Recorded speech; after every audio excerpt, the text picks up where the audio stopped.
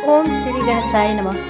श्री शनि देवाय नमः। आज हम भक्ति पूर्वक शनिवार व्रत कथा का पाठ कर रहे हैं।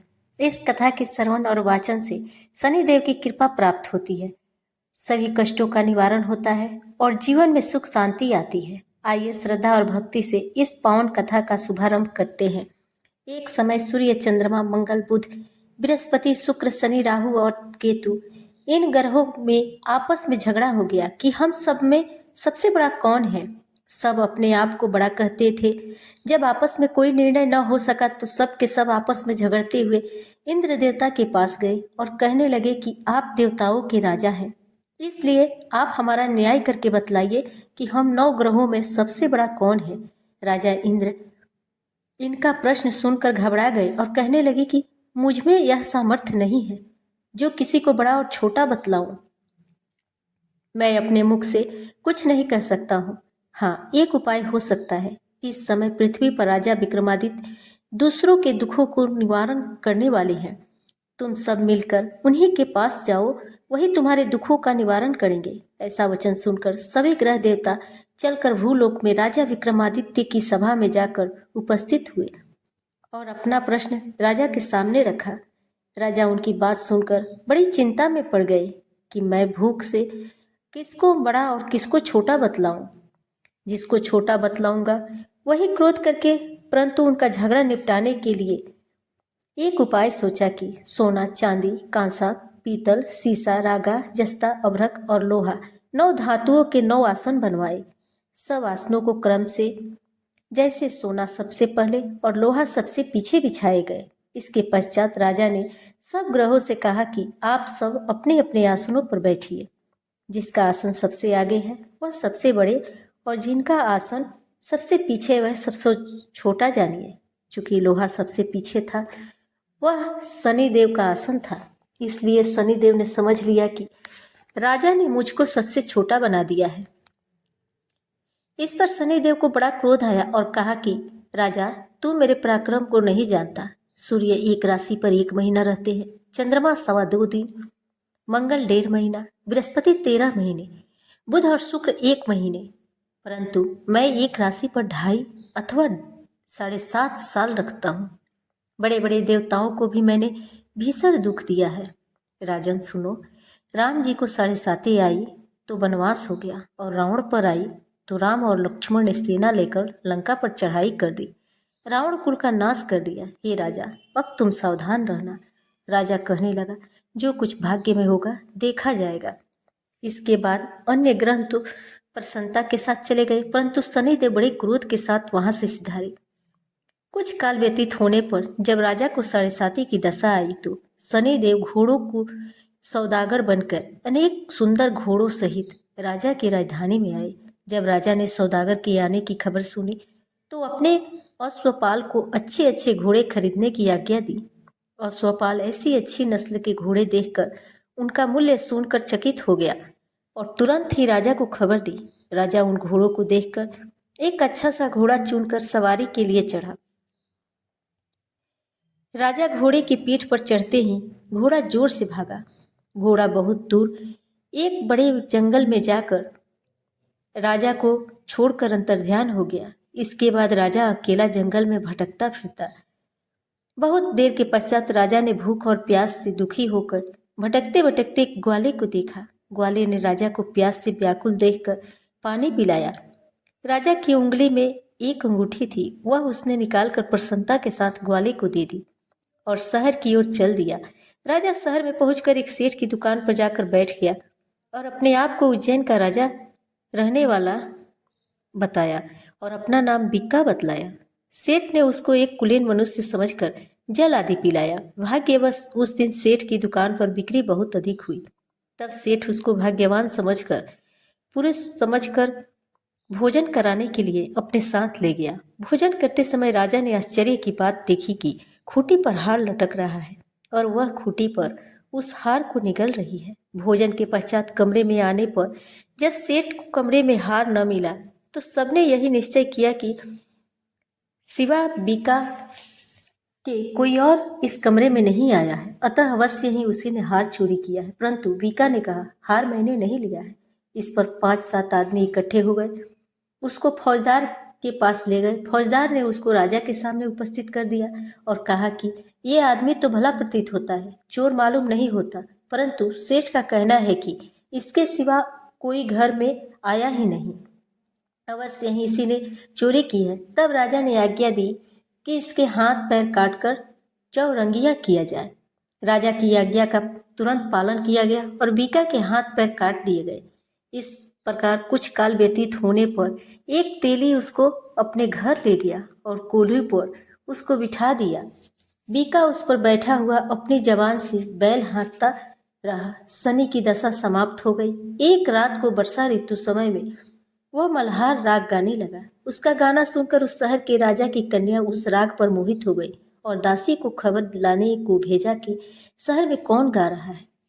दासी सारे शहर में घूमती फिरती क्या देखती है कि तेली के घर में चौरंगिया राग गा रहा है। दासी ने महल में आकर राजकुमारी को सब वृत्तांत सुना दिया। बस उसी क्षण राजकुमारी ने अपने मन में यह प्रण कर लिया कि चाहे कुछ हो जाए, मुझे इस चौरंगिया के साथ विवाह करना है। प्रातःकाल होते ही जब दासी ने राजकुमारी को जगाना चाहा तो राजकुमारी अनशन व्रत लेकर पड़ी रही। तब दासी ने रानी के पास जाकर राजकुमारी ने के न उठने का वृत्तांत कहा। रानी ने तुरंत ही वहां आकर राजकुमारी को जगाया और उसके दुख का कारण पूछा।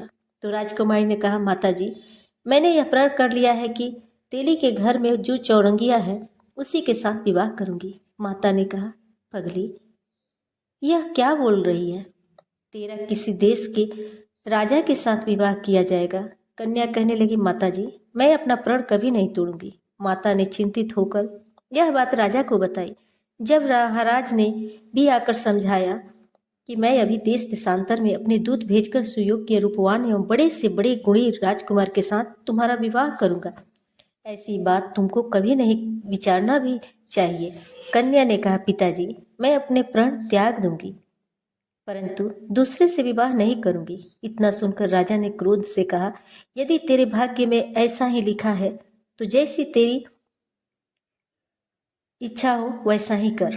राजा ने तेली को बुलाकर कहा कि तेरे घर में जो चौरंगिया है उसके साथ मैं अपनी कन्या का विवाह करना चाहता हूँ। तेली ने कहा कि यह कैसे हो सकता है? कहाँ आप हमारे राजा और कहाँ मैं एक नीच तेली। परंतु राजा ने कहा कि भाग्य को लिखे को कोई टाल नहीं सकता, अपने घर जाकर विवाह की तैयारी करो। राजा ने उसी समय तोरण और बंधनवार बनवाकर अपनी राजकुमारी का विवाह चौरंगिया विक्रमादित्य के साथ कर दिया। रात्रि को जब विक्रमादित्य अपनी राजकुमारी महल में सोए तो आधी रात के समय शनिदेव ने विक्रमादित्य को स्वप्न दिया कि राजा, कहो, मुझको छोटा बतलाकर तुमने कितना दुख उठाया। राजा ने क्षमा मांगी। शनिदेव ने प्रसन्न होकर विक्रमादित्य को हाथ पैर दिए। तब राजा ने कहा, महाराज, मेरी प्रार्थना स्वीकार करें। जैसे दुख आपने मुझे दिया है ऐसा और किसी को न दे। शनिदेव ने कहा कि तुम्हारी यह प्रार्थना स्वीकार है। जो मनुष्य मेरी कथा सुनेगा या कहेगा उसको मेरी दशा में कभी किसी प्रकार का दुख नहीं होगा, और जो नित्य ही मेरा ध्यान करेगा या चींटियों को आटा डालेगा उसके सब मनोरथ पूर्ण होंगे। इतना कहकर शनिदेव अपने धाम चले गए। राजकुमारी की आंख खुली तो उसने राजा के हाथ पांव देखे तो उसे बड़ा आश्चर्य हुआ। उसको देखकर राजा ने अपना समस्त हाल कहा कि मैं उज्जैन का राजा विक्रमादित्य हूँ। यह बात सुनकर राजकुमारी अत्यंत प्रसन्न हुई। प्रातःकाल राजकुमारी से उसकी सखियों ने पूछा कि उसने अपने पति का समस्त वृत्तांत कह सुनाया। तब सबने प्रसन्नता प्रकट की और कहा कि ईश्वर ने आपकी मनोकामना पूर्ण कर दी।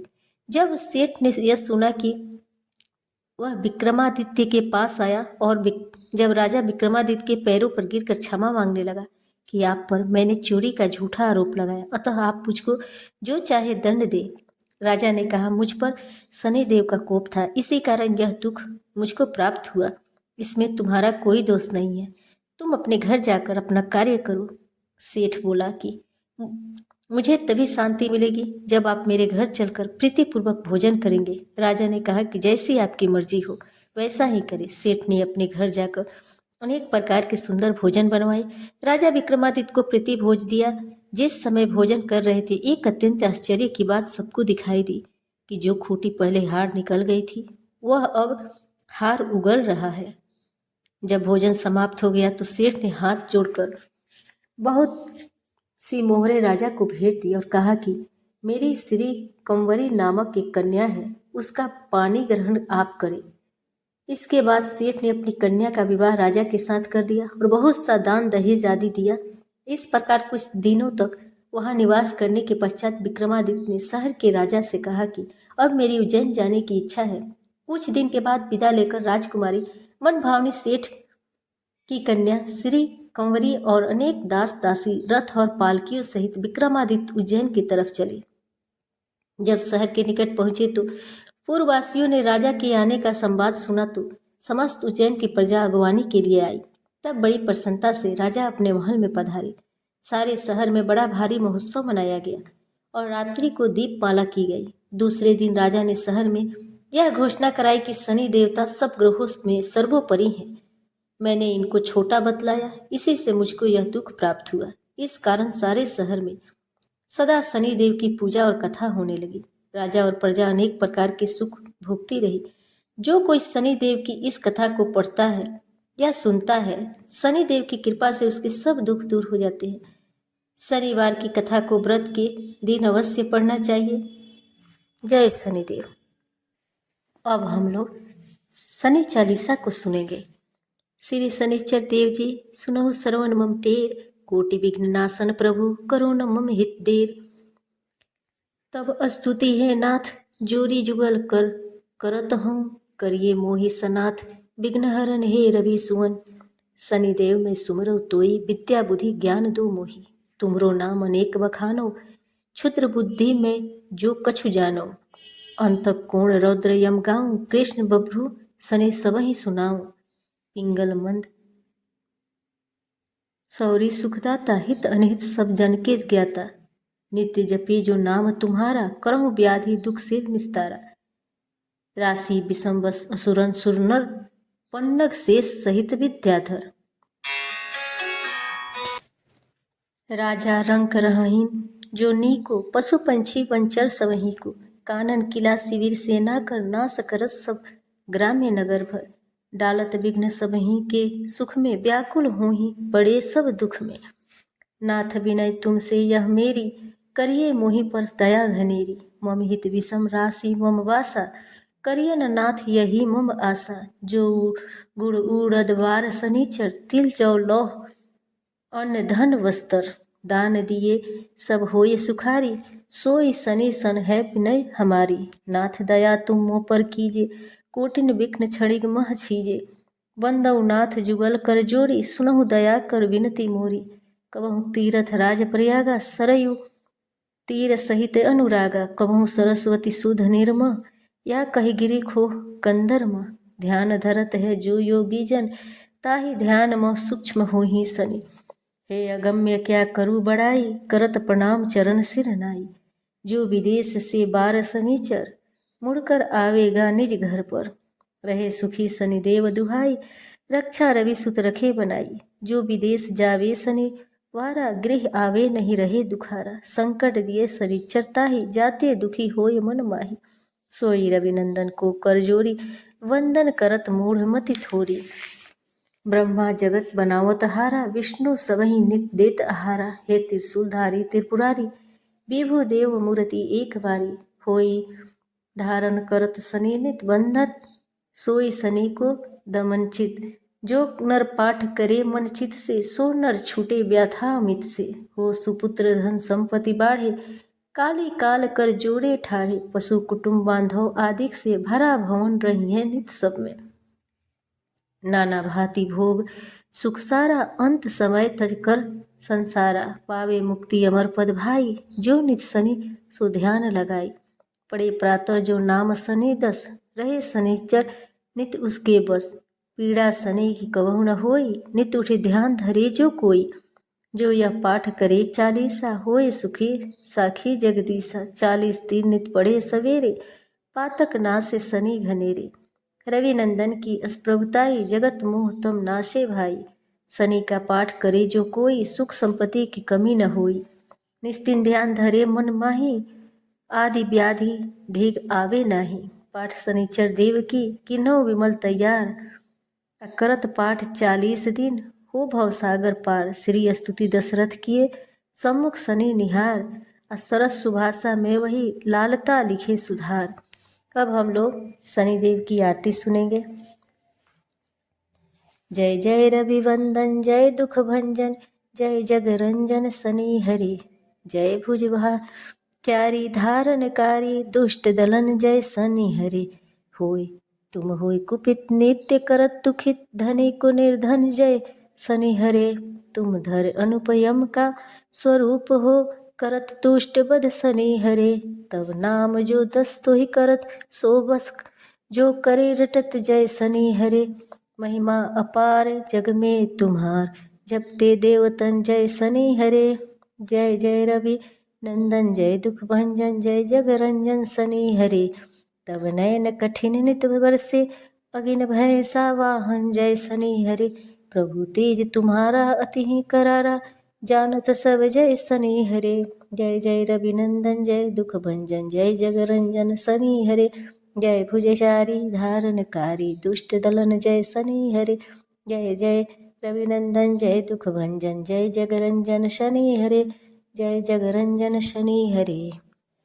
इस प्रकार शनिवार व्रत कथा का श्रवण और वाचन पूर्ण हुआ। जो भी श्रद्धा और विश्वास के साथ इस कथा को सुनता या पढ़ता है, उस पर शनिदेव की कृपा बनी रहती है। जीवन की समस्त बाधाएं दूर होती है, दुखों का नाश होता है और सुख समृद्धि प्राप्त होती है।